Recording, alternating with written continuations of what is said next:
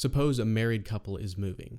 The husband wants the mountains of Colorado and the wife wants the beaches of Florida, and they are both set in their decision. How is this dispute resolved? Well, there are generally two Christian perspectives. The Complementarian view is that there is a God-ordained authority difference in marriage. Husbands are the authority over their wives, and wives are to submit. So in this example, unless the husband wants to yield to the wife's decision or make a compromise, the decision would be Colorado, as it ultimately is his decision. This is one example of how a complementarian view would affect decision-making in marriage. In contrast, the egalitarian view is that God ordained authority to be equal in marriage, husbands and wives submitting to one another mutually. So in our example, unless one decides to yield to the decision of their spouse, a compromise must occur. This is egalitarianism. In this video, we'll look at Ephesians 5, where the Apostle Paul famously tells wives to submit to their husbands, and husbands to love their wives.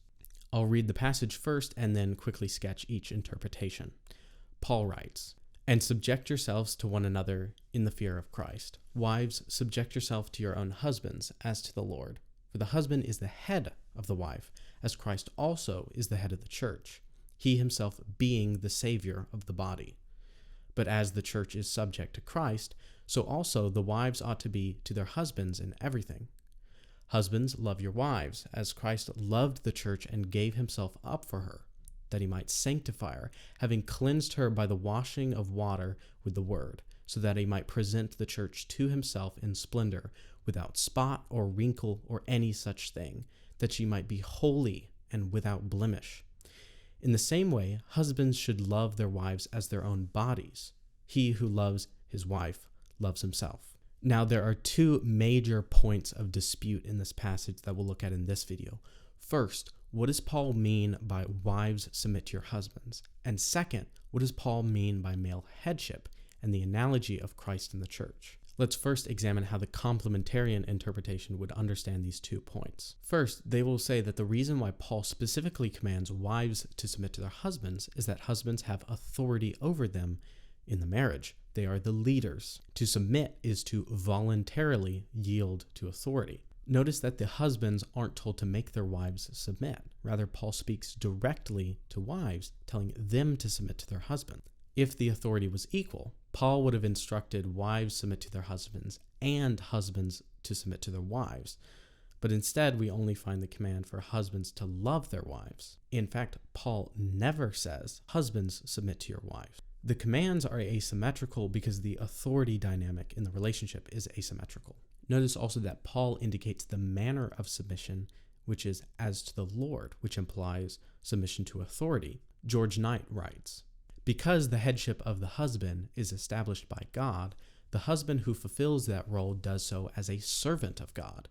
And this leadership given to him in this role expresses God's authority in the marriage.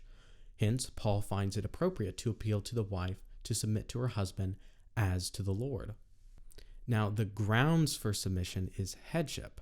The husband is the head of the wife, just as Christ also is the head of the church. This word head is the literal word for head in Greek, kephale. In English, there are at least 2 possible metaphorical definitions for head: source and authority over. The head of a river is the source of it, and the head of an army is the leader of it. Complementarians argue that distinctly leader is the meaning Paul would have had, as it was the common meaning in Greek. Therefore, the husband is the head of the wife, as he is the authority over her, just as Christ has authority over the church. George Knight continues, "It is evident that Christ is the head of the church as the authority over it, because the following verse speaks of the church as submitting to Christ. The 2 concepts mutually explain one another. The church submits to Christ's authority because he is the head or authority over it."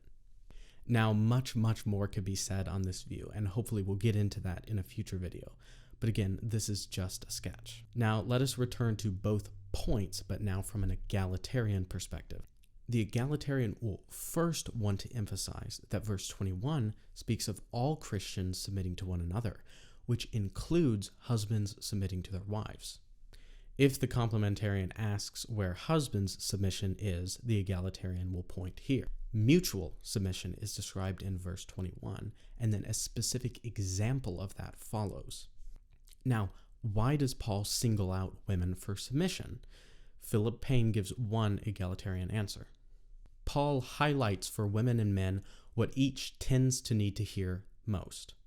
In other words, the asymmetry of the passage does not demonstrate an asymmetrical authority relationship, but rather the asymmetry of the personalities.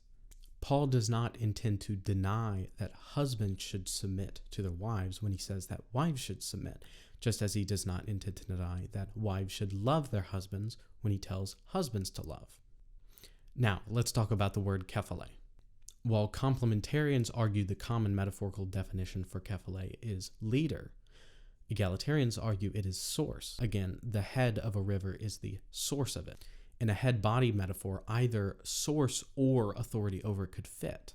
You could use the analogy in that the head is the leader of the body, or the commander-in-chief which directs the body, or that the head is the source of life for the body. For if the head is chopped off the body is dead. It has no life. Likewise, either could fit in the analogy of Christ and the church, because Christ is the authority over the church, and he is the source of life, love, and nourishment for the church. So when coming to Ephesians 5, the question is, which sense does Paul have in mind? Egalitarians argue that Paul explains Christ as head of the church in terms of him being the savior of the body. Philip Payne explains, there is no question that he is Christ and that the church is the body.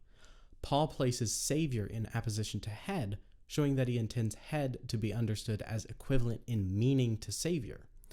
Recognizing this apposition is crucial in interpreting head, since apart from this explanation, Paul's intention would not be clear. All right, so that is a short summary of two views on Ephesians 5. Now, not every complementarian or egalitarian will present exactly the same arguments or word them in the same way, but I've tried my best to be as fair as I can to how they're commonly expressed. Now, again, this video is a quick sketch, but hopefully it will serve as a good foundation to push into further discussion in another video. So, which view do you lean towards? Let me know in the comment section below. Anyway, see you next time.